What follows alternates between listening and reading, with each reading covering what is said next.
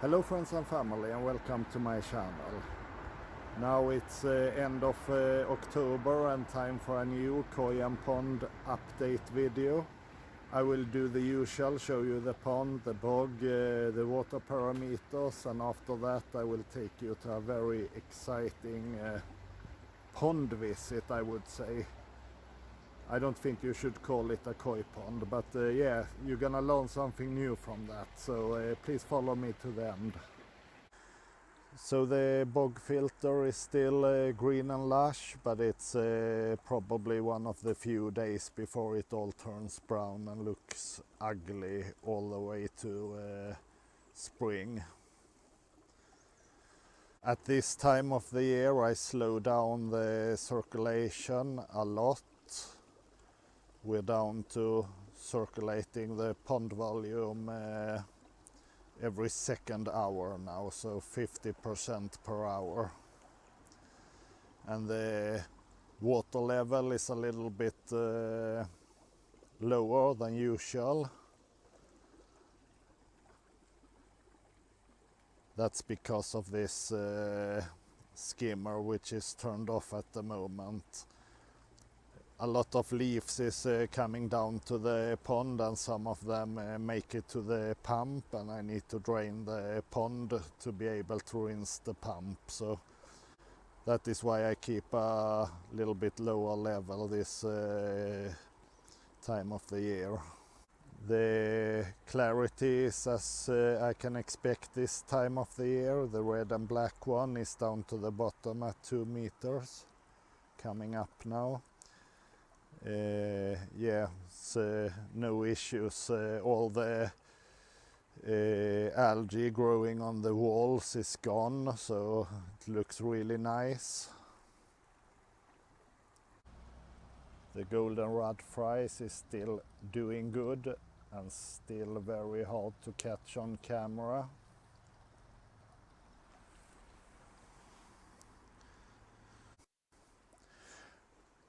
And the tub itself looks amazing this time of the year. It's throwing out water lily flowers, a lot of them all the time. The last chance before going into winter dormancy. Here we go. This time of the year it's only wheat-germ food, and it's only a few feedings per week, and they are quite slow on the food, but still eating and still look healthy.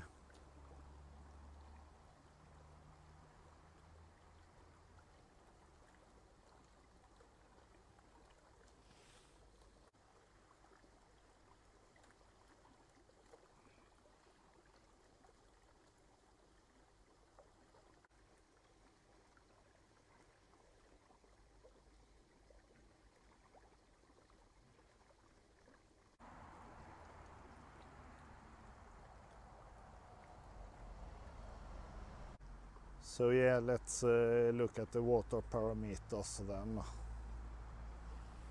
So the water parameters from last time measuring, the NO2 is slightly elevated, but I have no worries about that this late in the season.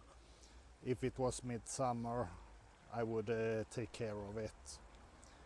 NO3, I have added a little bit more potassium nitrate, but very sparingly, since the plants are not growing much at the moment, but I'm happy with the level. PO4 is still slightly elevated, but that will not change until spring, when the plant starts growing again. And temperature, quite low for the season. 2 or 3 weeks from now it will reach 8 degrees Celsius, which is when I stop feeding. So overall, not that bad. So that's about it for the koi and pond update. We are getting into colder and darker days, and soon it's time to dismantle everything in the filtering room. I have promised a pond visit this time as well, but before we cut to that part, I want to elaborate a little bit about the tub I keep the golden rods in.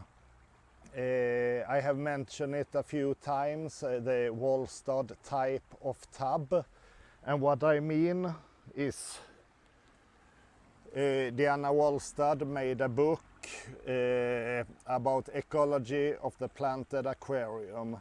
The book is written in 22 years ago, and when I got it 10 years or so ago, it totally blew my mind. It's I've learned so much about the chemistry and the technical stuff around fish keeping, but this is talking about biology, and that's really the only thing that matters in fish keeping. So the tub I'm keeping my golden rods in, that's a short 2 or 3 centimeters of my own compost in the bottom. Those who followed me have seen there's cow manure in it, so yeah, it's strong stuff to fertilize the plants, and a very thick layer of 15 centimeters or so of fine sand. So what Diana Wallstad talk about is the dirt method. That is the missing link in fish keeping that forces us to focus so much on chemistry and technical equipment. So that's a really good book for anyone keeping fish, no matter if you keep them in an aquarium or a pond. So one would wonder, why is this dude talking about dirty tanks in a koi video? That couldn't be feasible for a koi pond, could it? Or could it? Please let me introduce you to one of my oldest fish in this pond, and I will get back to you. So back in 2009, I bought this red and black koi together with 9 other small fish, and since I was a beginner in koi pond, I actually lost 4 of them the first winter, but 5 years ago, back in 2016, I still had 6 of them, and I was getting a little bit, and my pond was getting a little bit crowded. So I approached a friend of a friend who have a natural pond and asked her if she could take care of them. So this is not really quality koi, it's backyard breeding, and it was already picked out the best ones. So anyway, I sent 5 of the fish to a nature pond 1 hour drive from here. I'm gonna take you there to show you how it's possible to keep koi. So without further ado, time, jump. So pond visit, October. This one is going to be a little bit different. We're gonna go and look for my old fish that has been sent to another pond, a totally natural pond. So yeah, let's take a closer look. So this pond is actually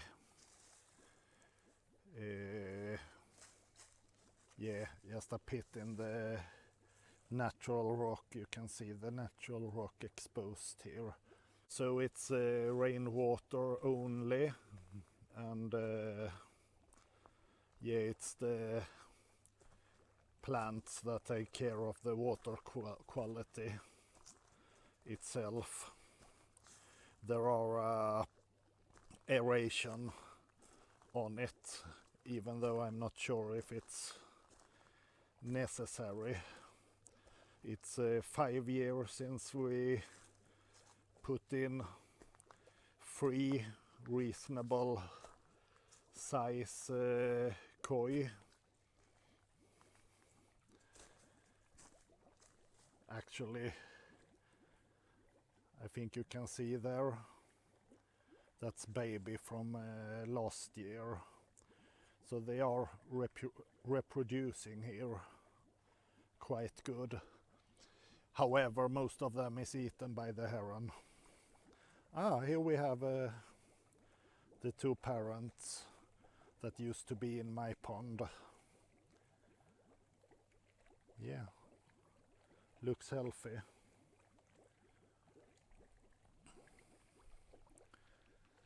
There should be 3 of them. Initially we put in 4, but one of them, but they lost one of them.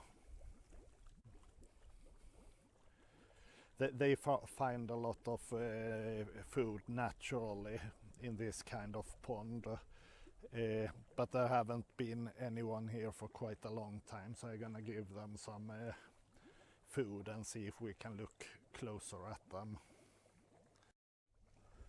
It actually seems like they know where they get their food.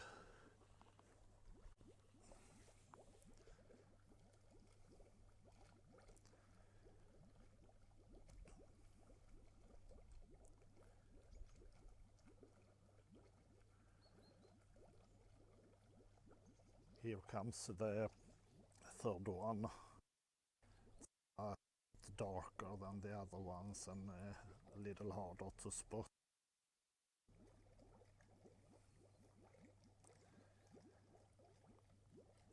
That's a huge baby. I think there's a fish here from this one, quite dark. I haven't seen that one before.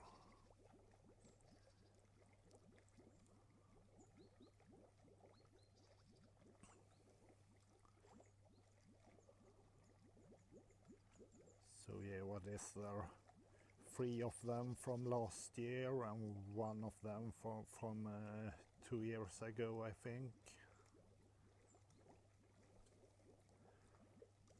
The fish here are having a quite natural life.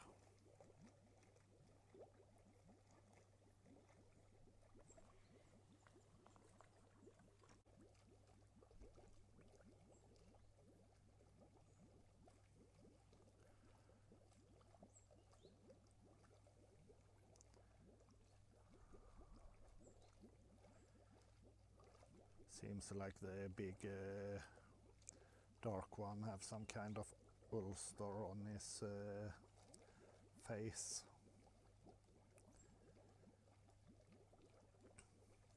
Other than that, I think all of them looks healthy.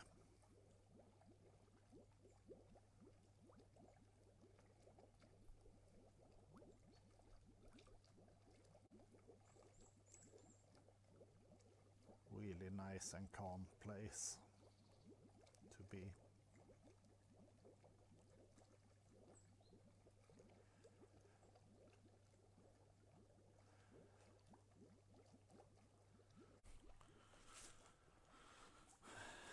So yeah, evening sun, sorry about the glare.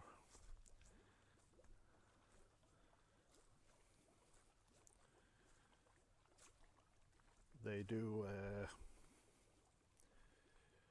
take out quite a bit of plants every year just to keep it open. And there's this small boat if you want to go out and do some rowing.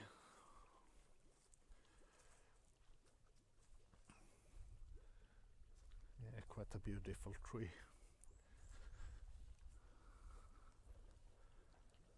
Yeah, this is how it looks from the other angle. It's quite cool, this big tree, and probably a good help to keep the pond water clear and in good quality. Yeah, it is a little bit different from what we are used to in koi keeping.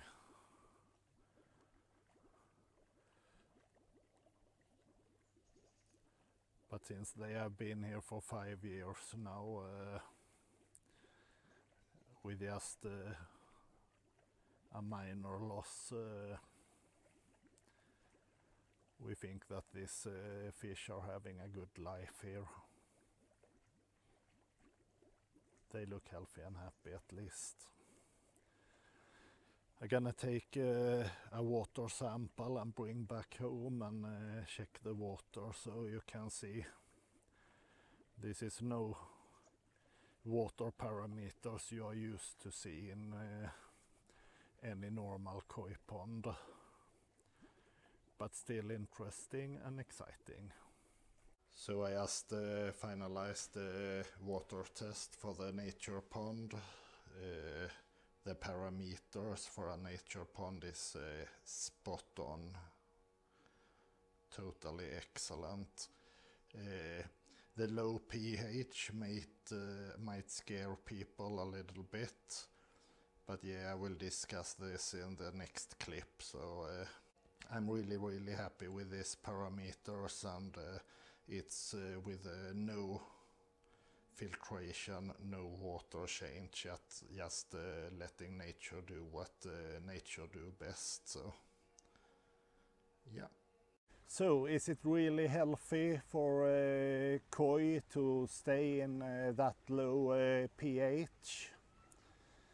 Well, we have to understand that the big mud ponds in Japan that our finest koi is produced in is a low pH environment.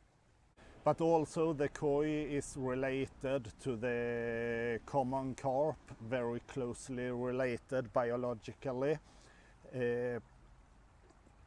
We don't have them native in Sweden, but they have been introduced in several places, and very many places with low pH that they are naturalized in. They have been added and they are producing and breeding in there. So we have learned in koi pond that we need to maintain a certain pH, but also that a stable pH is more important than the actual pH. So to gain that, we are adding different kind of substances to increase the hardness and thereby stabilizing the pH. In this pond I just showed you, there's no hardness at all, and that's a totally different buffering system. That's humic acids that buffer on that pH. So in this pond we have measured the first year quite a lot what's happening with the pH and every other water parameter for that sake. And every measurement, and there has been a lot of them, is giving us exactly the same figures all the time. And that's really a healthy environment for koi. So what about nitrification?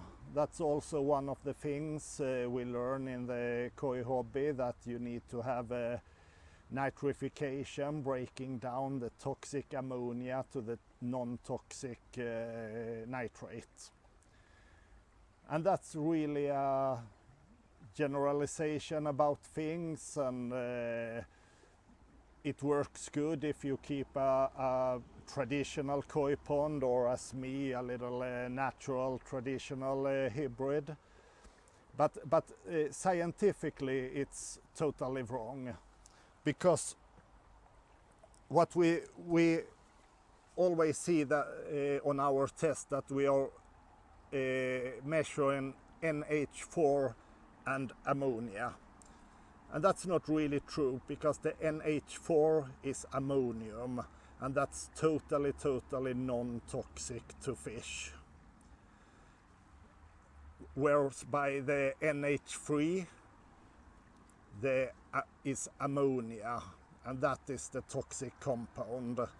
What we do when we measure with hobby test, we measure the total ammonia, which is definition both the NH4 and the NH3.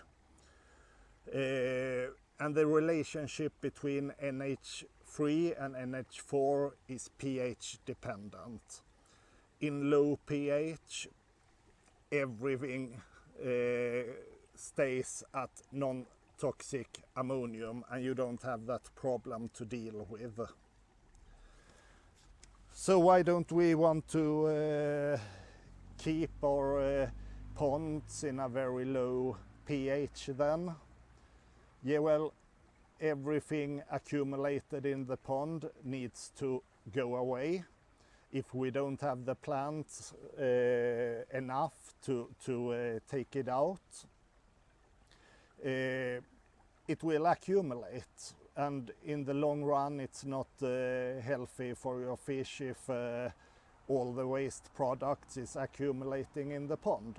So you need to change water, and then you get a big problem, because most of us don't have access to a lot of zero hardness water.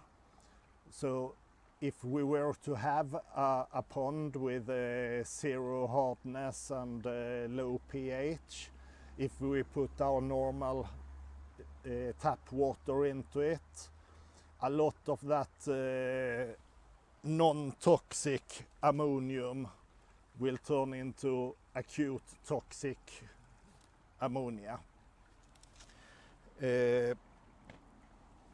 So really, for most of us, it's not possible. So this pond is a fairly small body of water to be a natural body of water. So they lose a lot of water in the summer, and the level gets very low. The owner of the place have asked me if she could take her tap water to fill it up when it gets very low, and that's an absolutely no. So what we have in this natural body of water with low pH, that's fish waste and everything else decomposing, is creating ammonium, together with all other components that releases when things are decomposing. And at the same time, we have a lot of plants growing heavily to always take that out. So that, as close as possible you can get a natural koi pond, and I'm happy with my semi-natural koi pond, and I really enjoy my bog filter helping me to keep the fish healthy and happy. So that's it for October koi and pond update. Thanks a lot for watching. Take care, stay safe, bye.